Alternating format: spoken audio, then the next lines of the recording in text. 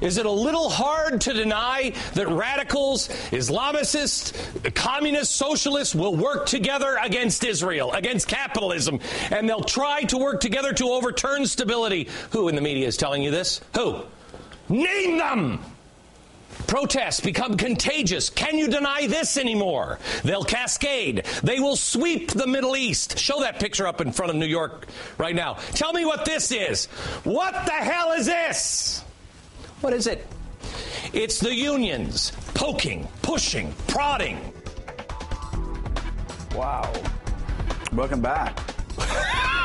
Wow. He's not going to take it anymore. No, he's not. He's mad as hell. Okay, so I've been telling conservatives for about 2 years that this guy is bad for the movement. Eventually, Richard, the world just comes to me. I'm always. You're a leading indicator. I am. I'm not going to even deny that. I am. This guy is losing it before our eyes. He's bad for the conservative movement. He's bad for the Republican Party. He's bad for Fox News. It's that simple.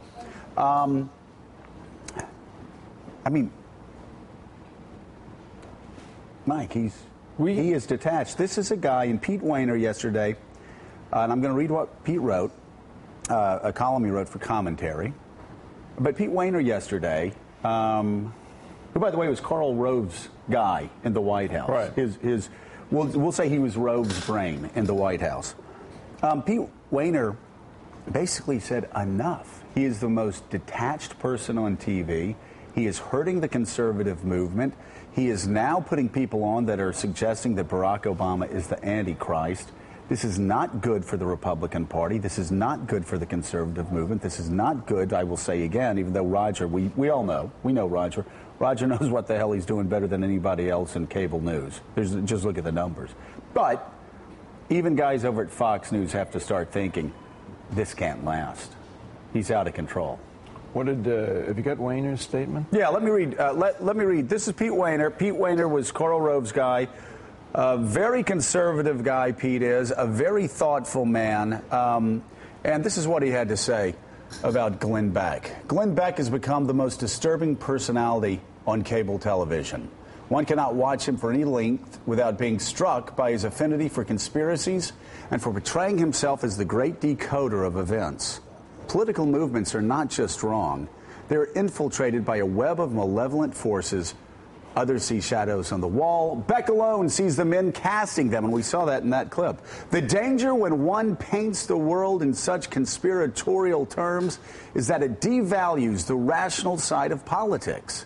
It encourages a cast of mind that looks to expose enemies rather than to engage in arguments. Again, something we've talked about on this show for years. Few things, after all, are as they appear. Beyond that, of course, is a sense of impending doom, of the coming apocalypse, of a world being on the edge of calamity. If taken seriously, this has the effect of creating fear, hopelessness, and feelings of helplessness. And Pete Wehner also went on to say this about the impact on the conservative movement. What ought to worry conservatives in particular is that Beck not only has the unusual capacity to discredit virtually every cause he takes up, he also confirms the worst caricatures of the right. What was true before is doubly true today. It looks to me like it's only a matter of time, and I suspect not much time, until he blows apart professionally. If and when that happens, one can only hope that conservatism as a movement will have created enough distance from Beck to mitigate the damage. And the damage is there. And we've talked about it on this show. Richard, when he called the president a racist.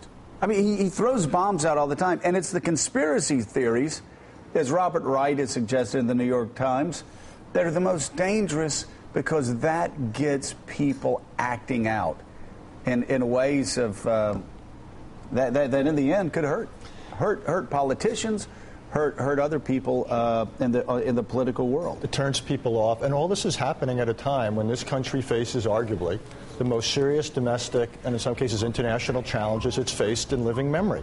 So the contrast between what we really need to be talking about and how we need to be talking about it and the sort of clip you just showed, that chasm is frightening for this country. It is not good. You know, one of the most enjoyable things I used to do covering campaigns was covering Pat's campaigns for president. Yeah. And Pat's a conservative. You'd go to his campaign rallies, you would always, there'd be some sense of joy in the air. There was no sense of conspiracy in the air. I'm wondering, Pat, you watched that clip with us. I found that deeply disturbing. I wonder what your reaction to it is. Well, I don't agree with what he was saying there, quite obviously. I don't think there's any parallel or direct link or connection between union demonstrators in Wisconsin or New York and what's going on in Tahrir Square and places like that. So I don't agree with that. But I do think there's no doubt that, conservatives have a responsibility and a duty to make sure that certain people aren't representing us by what they say. But at the same time, there's another side, which is there's an awful lot of us, including this writer, who've been sort of read out of the responsible argument and said, well, don't listen to him. He's not the responsible right. Those of us at Commentary and the Weekly Standard are. So there are two sides to this thing, but I agree with you about that clip. It's disturbing. Hey, we'll be right back.